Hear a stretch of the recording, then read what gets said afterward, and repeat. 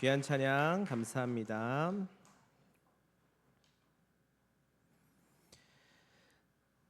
네, 우리 옆에 계신 분들과 함께 인사하도록 합시다. 우리 이렇게 인사하겠습니다. 오늘도 수고하셨습니다.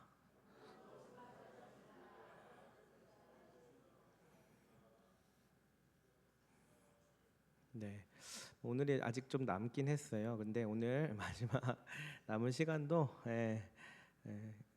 그 스스로에게 이렇게 수고했다라고 또 위로하실 수 있기를 바랍니다. 한 번 더 인사할까요? 이렇게 인사하겠습니다. 내일 또 승리합시다. 시작. 내일 또 승리합시다. 네, 오늘보다 또 더 나은 내일이 되기를 소망하고 또 축복하였으면 합니다. 네, 오늘 어떻게 하루를 또 보내셨는지 모르겠어요. 또 여러 가지 분주함들이 있으셨을 텐데 하나님께서 그 분주함과 또 많은 또 일들 가운데서 또 선하게 인도하셔서 오늘 예배 가운데 오게 하셨습니다.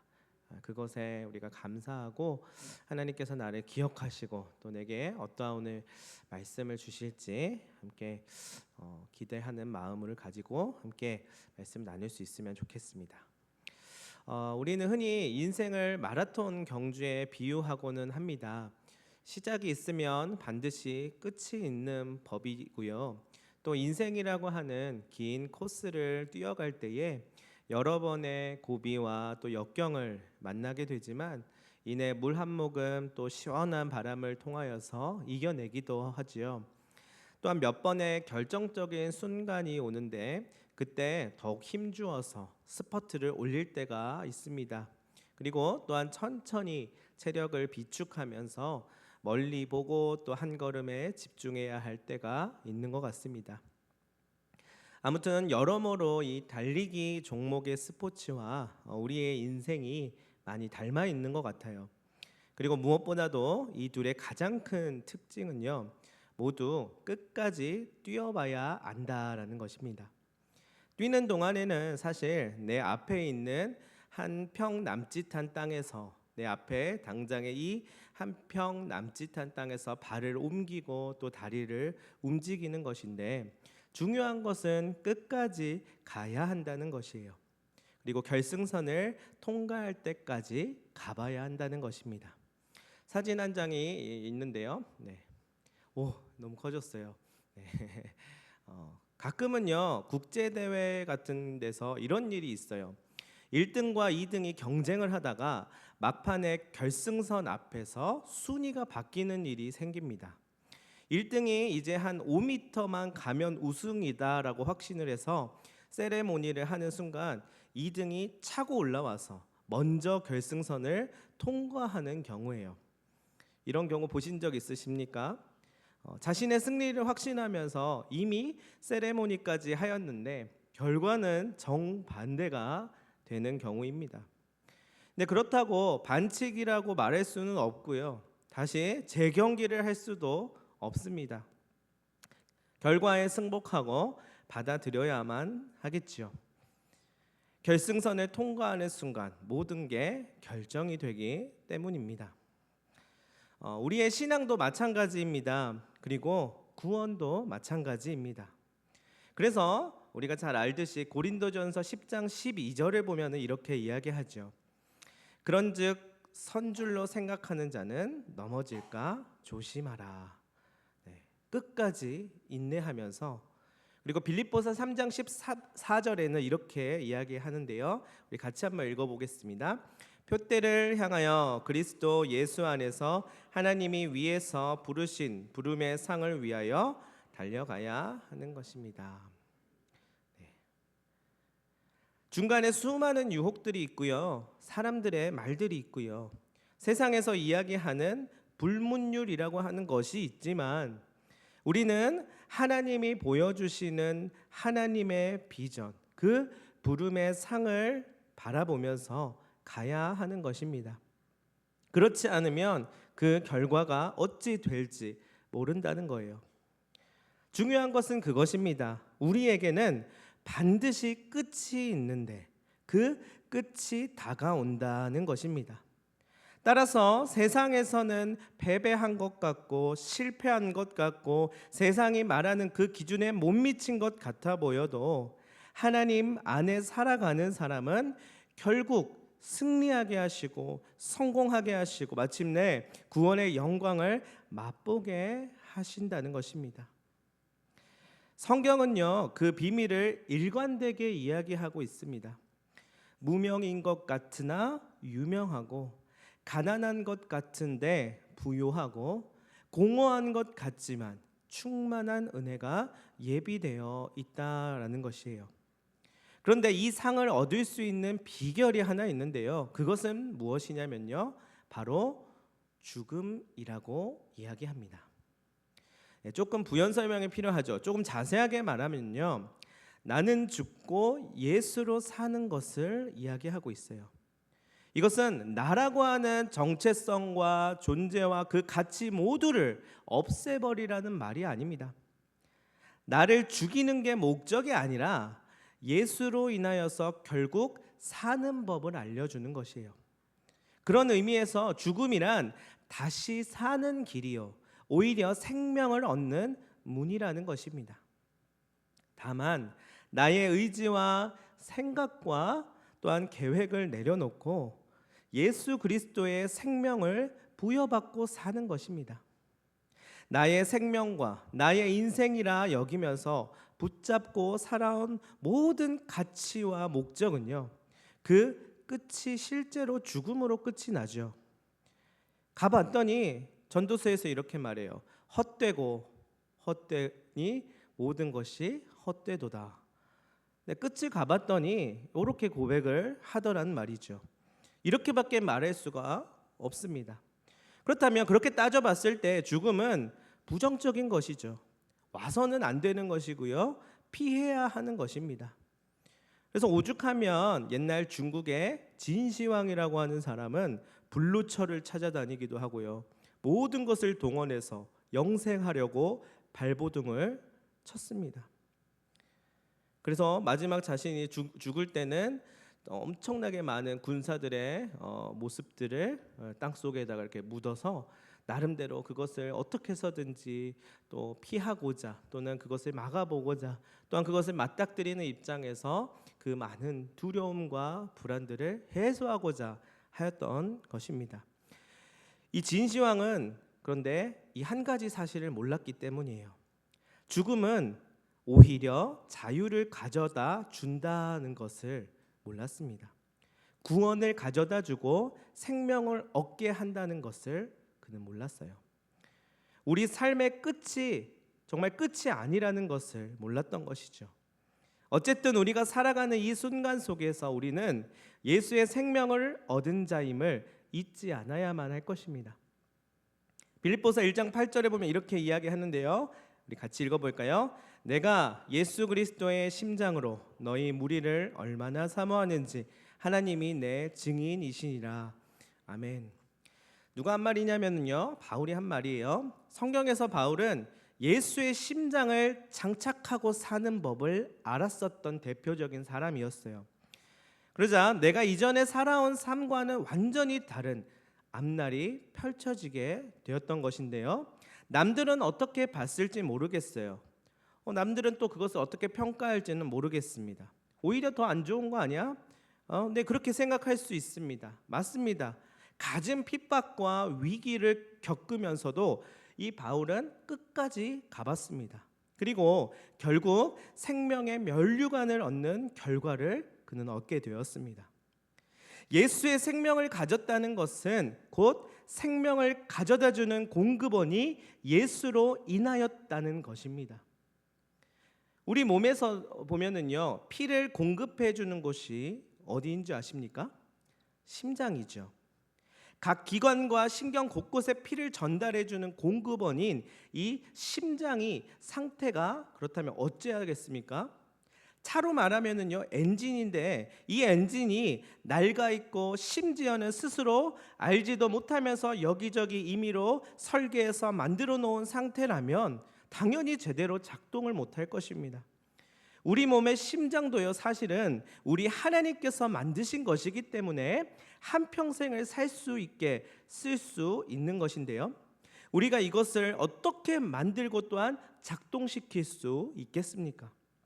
부단 몸뿐만이 아니라 삶에 있어서도 마찬가지입니다.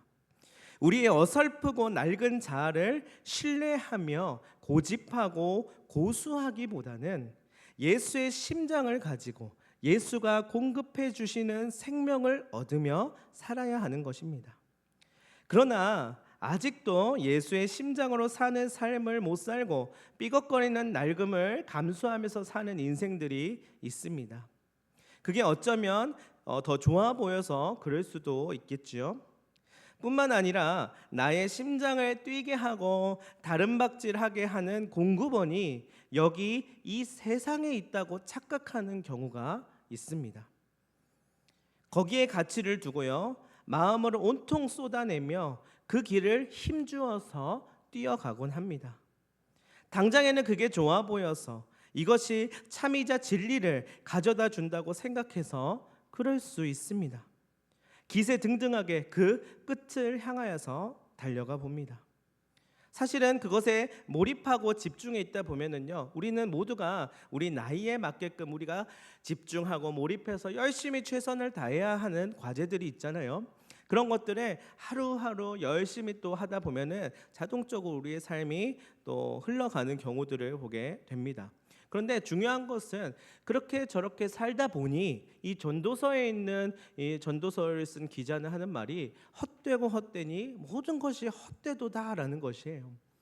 세상에서 주는 나름대로의 가치가 없어서 그냥 그게 무가치해서 그렇게 살았던 것은 아니었을 것이에요. 나름대로 사람으로서 열심히 살아가면서 내가 이 가치를 추구하면서 나름대로 이 안에서 의미를 얻고 또한 무엇인가를 선한 무엇인가를 또 발견해 보고자 그렇게 살아가는 우리의 인생들일 텐데, 결국은 중요한 것은 끝이 있다는 것인데 그 끝을 가봤느냐? 그 끝을 가봤더니 헛되더다라고 이야기를 하는 것입니다. 그러나 가봤더니 그 끝에 아무것도 없다면 어떻게 해야 한다는 말일까요? 그 끝에 가봤더니 뭔가 있어서 뭔가 그 가치를 나름대로 추구하면서 열심히 살아오고 뛰어가봤는데 그 끝에 아무것도 없다면 과연 우리는 어떻게 해야 할까요? 그런 의미에서 장기하와 너무 빨리 나왔어요. 장기하와 얼굴들이라고 하는 밴드가 있어요. 장기하라고 하는 가수를 아시나요? 그 장기하라고 하는 가수의 노래 중에요, 아무것도 없잖아라는 노래가 있어요. 혹시 들어보셨나요? 네, 아무도 안 들어보셨던 것 같은데요. 이 한번 들어보세요. 자, 뮤직비디오가 참 재밌는데요. 우리 한번 같이 보도록 하겠습니다. 전체적인 가사를 한번 생각하면서 우리 보시면 좋을 것 같은데요. 네, 방송실 한번 틀어주시면 감사하겠습니다. 소리를 좀 키워주세요.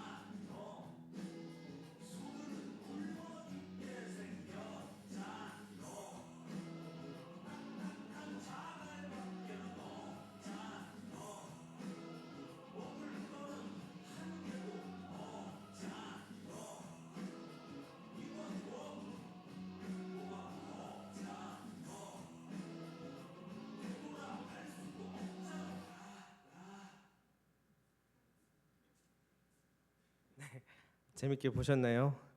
네. 재밌는 뮤직비디오인 것 같은데 좀 너무 불쌍하더라고요. 보니까 소랑 이 남자가 진짜 불쌍하게 보이고요. 선지자는 여기서 나온 선지자는 되게 얄밉게 나오는 것 같아요. 네. 무언가 있는 줄 알고 여기로 가면 진리가 있을 줄 알고 생명이 있는 줄 알고 가봤는데 아무것도 없는 진짜 아무것도 없는 허무함을 만나게 된다면 과연 어떤 말을 해야 할까요? 게다가 내 삶을 움직이고 방향짓게 하고 결정하게 하는 여러 영향력들 가운데서 이게 나에게 참이자 진리를 가져다 준다고 생각하면서 그 속삭임의 마음을 빼앗겨 버리게 된다면 어찌해야 할까요? 저는 이것을 경험한 적이 있습니다. 제가 한동안 공부하고 있는 그 학문의 영역에서 비슷한 느낌을 받은 적이 있었어요. 특히나 저는요 신학을 전공했는데요. 이 신학을 전공했기 때문에 하나님을 알아가고 또 세상과 나를 공부하는 것이기 때문에 얼마든지 무궁무진한 깨달음을 긍정적으로 얻을 수 있음을 저는 경험할 수 있었는데요. 그 중에서도 제가 더 특히 공부했었던 조직신학이라고 하는 분야가 있는데 그것은 모든 신학의 기초와 근본을 말해주고요. 또 기독교의 토대를 이야기하고 앞으로의 방향과 과제 또한 던져주는 핵심 기틀이라고 말할 수 있어요. 그리고 우리가 읽는 이 성경을 해석하고 관점을 제시하고 나라는 사람과 연결시켜주는 다리이자 구원을 설명하는 언어입니다. 제가 매력을 느낀 부분은 바로 그거예요. 깊이 더 넓혀서 끊임없이 공부하고 또 공부해 봤습니다. 이 학자가 말하는 것과 저 학자가 말하는 것을 비교하고 사유하고 다시 새롭게 정립하면서 현실 가운데 응답하는 작업들을 이루어 나갔습니다. 그런데요, 희한하게도 질문이 끊이지를 않는 거예요. 나름대로 명쾌하게 정리해서 정립을 한 줄 알았는데 거기에 계속해서 부연 설명과 변화된 해석들이 덧붙는 것입니다. 그래도 그 근원의 알맹이를 찾아가다 보면 진리의 정수를 알게 되지 않을까라고 하는 나름대로의 뭔가 기대와 걱정과 불안함을 안고서 정말 열심히 한동안 공부를 했었던 적이 있는데요. 그때는 이렇게 생각했어요.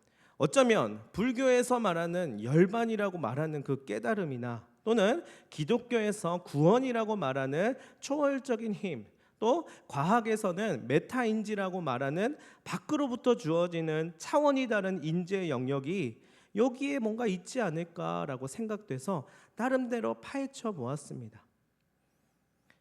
어찌 보면 장기하 씨의 이 노래에서 말하는 것처럼 선지자라 불리우는 어떠한 방향성에 이끌려서 더 들어가 보았던 것 같아요.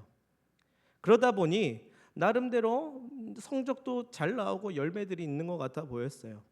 저명한 학자들이 고민하고 연구하는 주제들과 그런 담론들이 곧 나의 과제가 되었기도 했고요. 그 정도의 수준에서 뭔가 어마어마한 가치를 발견하는 것처럼 느껴지기도 하였습니다. 그런데 문득 어느 날 제가 성령의 조명하심을 겪게 되었습니다. 그러자 비로소 깨달은 것이 있습니다. 그것은 뭐냐면 여기에는 아무것도 없잖아라는 거예요. 뭔가 있는 줄 알았었고요. 진리를 깨닫게 해주고 참을 이야기하는 줄 알았는데 이것이 구원을 가져다 주는 것이 아니라는 것을 성령께서 탁 깨닫게 해주셨어요. 네, 여기 계신 분들은 이미 다 알고 계셨었던 것 같은데 저는 거기에 뭔가 있는 줄 알았거든요. 거기 나름대로 세상을 운영해 가고 세상 가운데 그 모든 것들을 시작하게끔 하고 발동시키게끔 하는 그 무언가의 뿌리를 계속해서 보다 보면 알맹이를 보다 보면 뭔가 있지 않을까라는 막연한 생각을 하면서 그 끝을 향하여서 나름대로 갔었는데 이대로 가면 안 되겠구나, 아무것도 없는 것이었구나라는 것을 깨닫게 되었어요. 그것을 제 스스로가 뭔가 그것을 포기해서 이 정도에서 그만하자 이게 아니라 성령께서 다 깨닫게 해주셨습니다.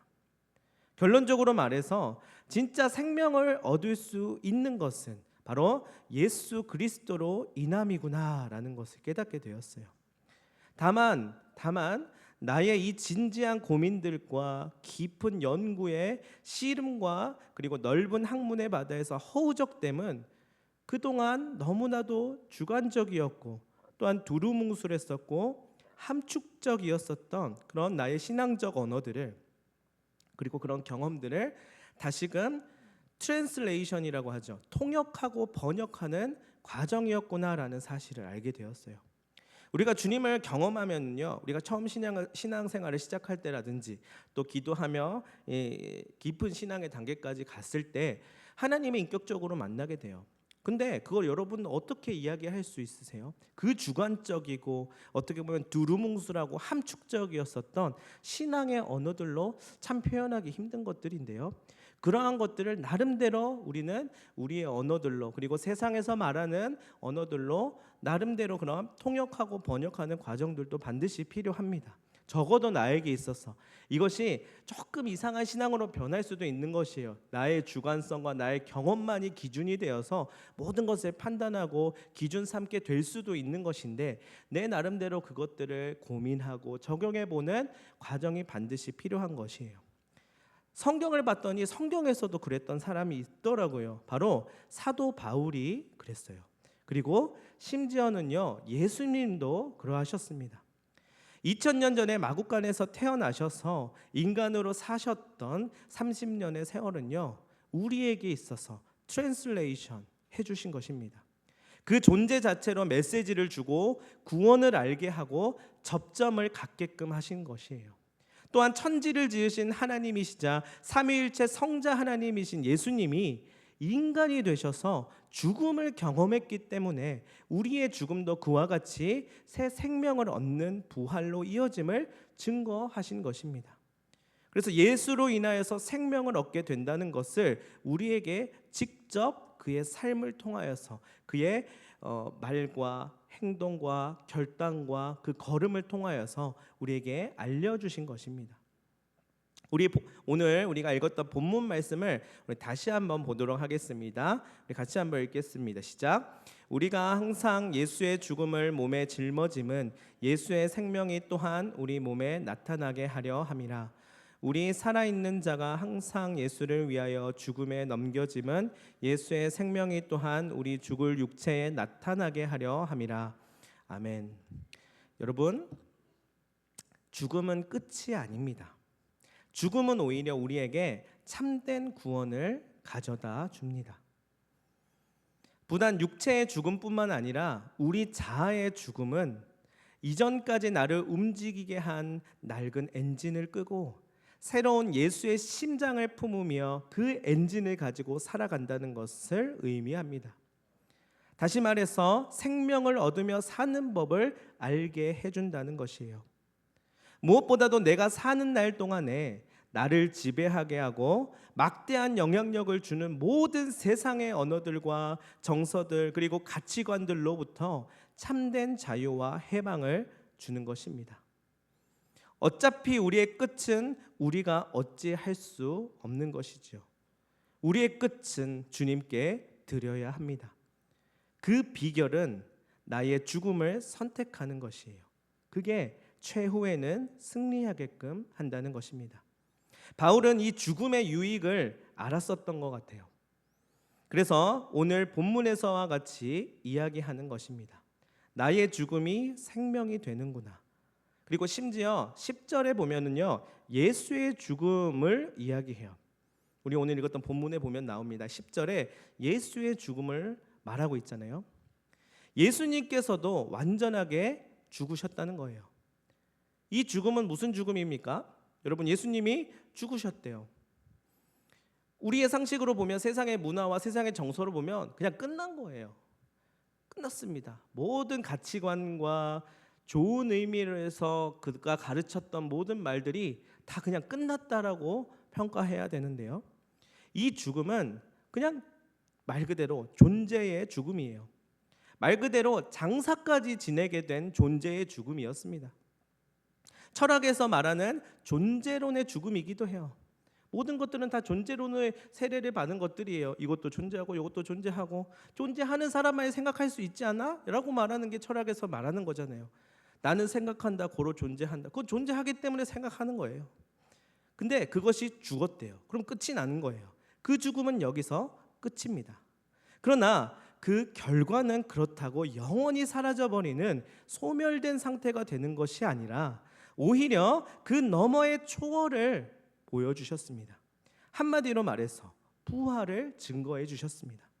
우리가 늘 이야기하듯이 구원을 보여주신 것입니다. 우린 그것을 아직은 다 이해하지는 못합니다. 그러나 어쨌든 우리에게 그것이 주어지게끔 하셨습니다. 그리고 그것을 일단 우리는 받았습니다. 아직은 뭔지도 제대로 알지 못하지만, 아직은 뭔지도 모르겠지만 우리는 지금 여기에서 우리에게 주어진 삶을 그냥 살아갈 뿐이에요. 그러나 삶이란 곧 십자가라고 흔히들 말하잖아요. 삶은 곧 우리에게 있어서 십자가도 같아요. 근데 예수가 없으면 그것은 그냥 짐일 뿐이에요. 참 무거운 십자가일 뿐입니다. 나의 심장으로 나에게 주어진 삶을 나의 힘으로 살아가면 그렇게 생각할 수 있습니다. 그러다가 그 끝에 가봤더니 이제 진짜 내 삶이 끝난, 내 존재가 사라지는 끝이구나, 아무것도 없구나, 없잖아 라고 말할 수밖에 없습니다. 하루하루 나이 들어가면서 가족도 이루고 자식도 키우고 열심히 그렇게 살아갔을 뿐인데, 그 십자가 지면서 살아갔을 뿐인데, 그 무거운 짐들 나름대로 견디면서 왔는데 끝을 가봤더니 예수가 없으면 그냥 무거운 짐만 지고 온 고생만 했었던 삶이라고 이야기할 수밖에 없을 것입니다. 그러나 예수의 심장을 가지면 이야기가 달라집니다. 생명의 길이 됩니다. 왜냐하면 이미 죽음을 정복한 자의 길이기 때문입니다. 우리 스스로는 십자가의 삶을 극복해 보려, 이겨내 보려고 안간힘을 쓰는데 무겁고 험하고 버거운 것은 사실이잖아요. 상황과 문제와 일상 가운데서 다 우리 살려고 아등바등하는 모습들이지 않습니까? 모두 다 살려고 하다 보니 이렇게 된 거예요. 살다 보니 그랬습니다. 어쩔 수가 없었어요. 다 살려고 그랬던 것이에요.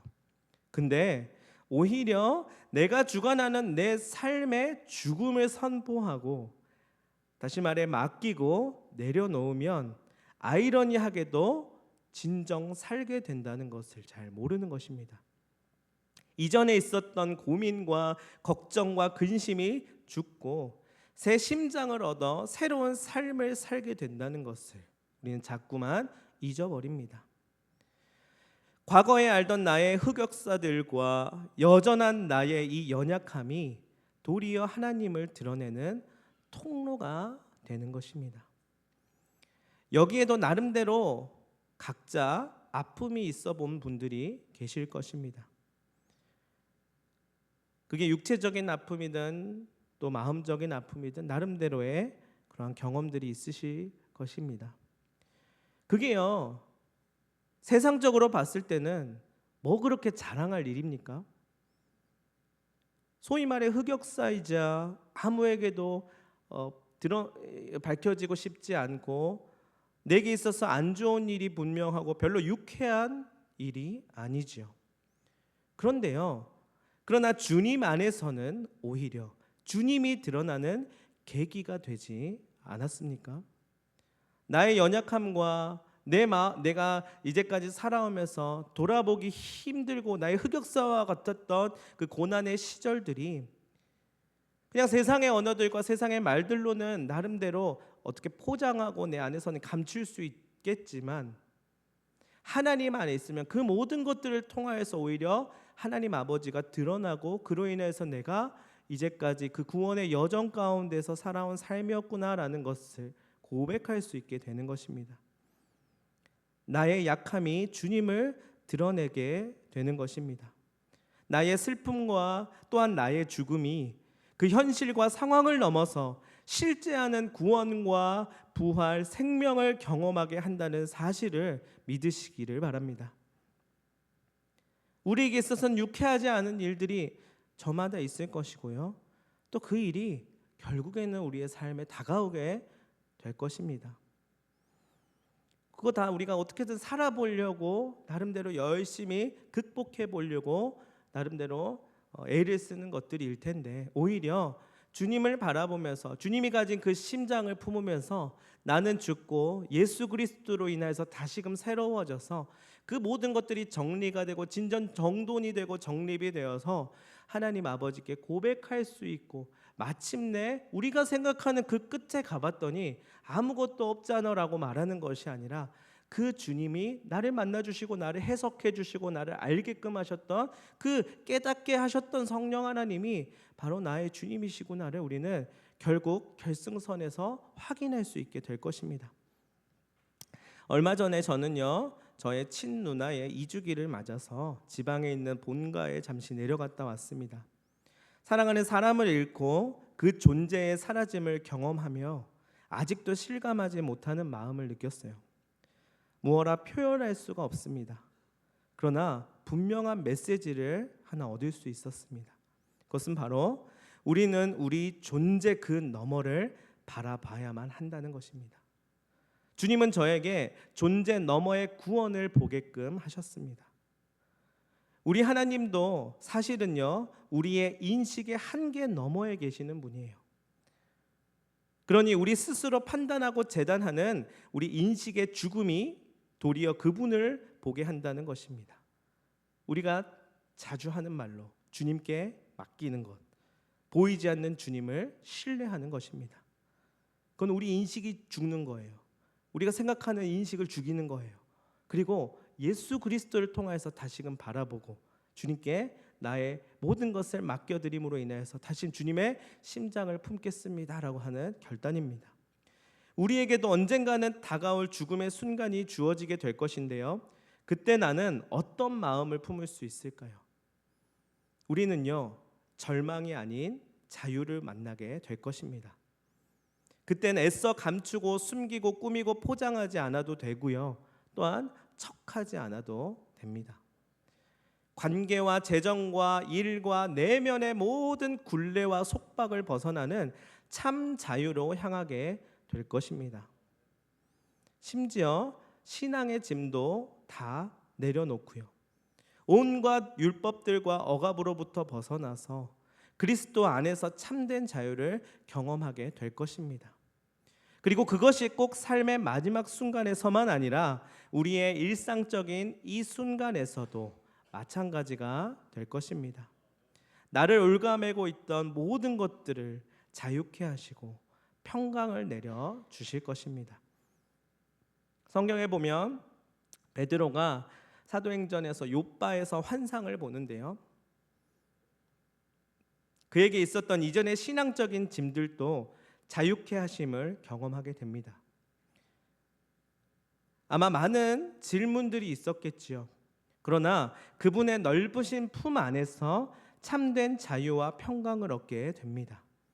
그리고 그것을 오늘 우리도 알게끔 하셨습니다. 죽음을 통한 승리, 이 표현 안에 숨겨져 있는 어마어마한 깨달음을 우린 당장에 아마 다 알 수는 없을 것입니다. 그러나 이것 하나만은 꼭 기억하시기를 바랍니다.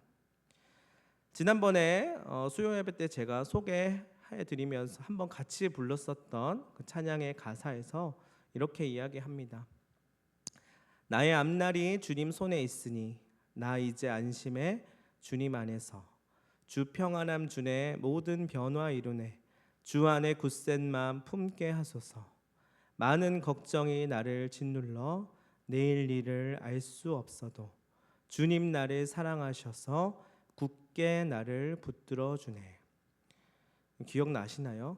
우리 지휘자님께 그때 부탁드려서 같이 불렀었던 찬양이었었는데요, 나의 시간과 공간과 의지와 생각과 그리고 미래와 앞날을 주님께 맡겨드리면 당장에는 끝이 난 것 같기도 하고 죽을 것만 같고 나라는 존재가 사라져 버릴 것만 같은데 사실은 오히려 새로운 시작이 되고 승리케 되고 자유하게 되어서 생명을 얻게 됨을 여기 계신 모든 분들이 경험하고 또한 마침내 고백하게 되기를 간절히 소망합니다.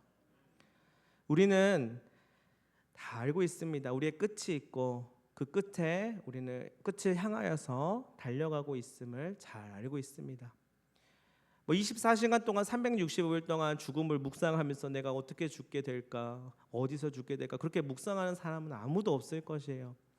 반드시 오게 될 것이고 그날이 속히는 아니더라도 언젠가는 오게 될 것인 건 알지만 그것을 우리는 별로 그렇게 생각하고 싶지 않아 합니다. 다만 내게 주어진 하루하루를 열심히 최선을 다해서 살아가고 또 어떤 문제가 있으면 그것들을 극복해 보려고 하고 또 이겨내 보려고 하고 그렇게 살아갈 것입니다. 근데 문제는 그 끝에 가기 전까지 우리는 항상 갈등하면서 살아간다는 것이에요. 내게 있는 이 문제들을 하나씩 하나씩 해결해 나가면서 또 해결되지 않는 문제들을 마주하면서 또 괴로워할 것입니다.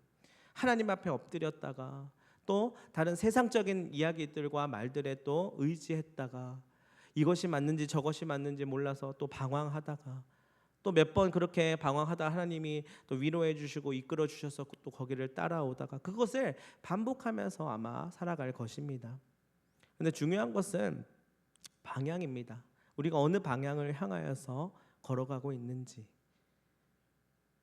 막상 그 끝까지 내 열정과 내 삶을 모두 다 바쳐서 나름대로 그 열심을 다하여서 살아왔었는데 세상적인 가치를 위하여서일 수도 있고 내 나름대로 신앙적인 그런 짐일 수도 있어요. 그런데 정말 그 끝에 가봤더니 아무것도 없잖아 라고 말할 수밖에 없게 된다면 얼마나 비참한 일이겠어요. 그러나 나를 이끌어 주시는 분, 나를 만나 주시고 나와 함께 하시고 오늘 또 나에게 이야기해 주시는 그 나의 삶을 이끌어 가시는 그분이 아무것도 없는 그런 분이 아니라 비록 여러분 안 보이잖아요. 안 보이면 그냥 없는 거예요. 존재가 없는 것이에요. 그러나 내가 눈으로 볼 수 없고 수많은 갖가지 언어로 그것을 증명해 볼 수 없을지라도 나는 알고 있습니다. 살아계신 그 주님을 내가 믿고 의지하고 있지 않습니까? 그렇다면 그 주님 앞에 나아가서 나의 모든 것들을 다 내려놓습니다. 나는 주님의 편에 서고 주님이 주시는 마음과 주님의 심장을 품고 거기서부터 뿜어져 나오는 생명을 공급받으면서 주님께서 가라고 하시는 그 걸음을 걸어가겠습니다 라는 믿음을 하면서 우리는 나아가야만 할 것입니다. 그러면 우리에게 주어진 삶의 여정 가운데 하루하루 지내다 보면 결국 그 끝이 있을 텐데요. 그 끝에서 우리 주님을 배울 수 있게 될 것입니다. 그러기 위해서는 오늘 우리의 나름대로의 결단이 필요합니다. 나의 앞날이 주님 손에 있으니 나 이제 안심의 주님 안에서 주 평안함 주내 모든 변화 이루네 주 안에 굳센만 품게 하소서. 많은 걱정이 나를 짓눌러 내일 일을 알 수 없어도 그럼에도 불구하고 주님 나를 사랑하셔서 굳게 나를 붙들어 주네. 주님 나를 사랑하신다는 것 믿으시면서 나를 굳게 붙들어 주심을 믿으시면서 잠깐 내가 죽은 것만 같고 내가 이렇게 되면 죽을 것 같고 또한 망할 것 같고 안 될 것 같지만 나와 함께 하시는 그 주님이 있으면 결단코 승리하게 될 것이다 라고 하는 그 진리를 믿고 끝까지 이 경주를 완주하실 수 있게 되시기를 간절히 소망합니다. 기도하겠습니다.